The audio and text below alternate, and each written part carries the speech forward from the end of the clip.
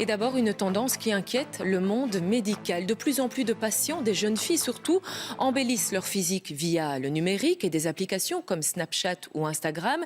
Et elles s'en inspirent pour des demandes de chirurgie esthétique. Sunchim Courrier. Smartphone, mon beau smartphone, dis-moi qui est la plus belle. Un teint parfait, des yeux de biche, une bouche pulpeuse, voilà ce qui plaît à Janice quand elle se regarde à travers les filtres de Snapchat. Par exemple, les cernes disparaissent, les dents qui sont blanchies, les yeux agrandis, voilà, toutes sortes de petits détails que on ne remarque pas forcément si on n'y fait pas vraiment attention, mais quand on voit l'avant-après, on voit vraiment qu'il y a une grosse différence quand même.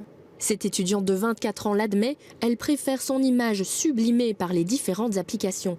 Mais elle n'est pas dupe, elle considère ses portraits comme un jeu et pas comme un but à atteindre.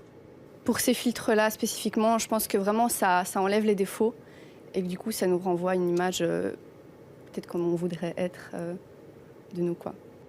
Ici, contrairement à Janice, de nombreuses jeunes filles viennent dans cette clinique à Overijse à la recherche de la perfection.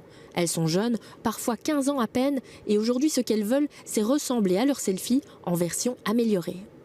La tendance, c'est d'avoir le smartphone en main et voilà, docteur, comment je voudrais. C'est pas tout de suite, hein, c'est en cours de la consultation. J'ai dit, d'où vous avez l'idée de ça? Ah, mais justement, docteur, j'osais pas, mais voilà. Elles vont dans leur sac, elles sortent et ça y est, c'est parti, quoi. Les spécialistes du secteur conseillent de toujours avoir un proche lors d'une consultation, ainsi qu'un suivi psychologique avant d'envisager toute opération.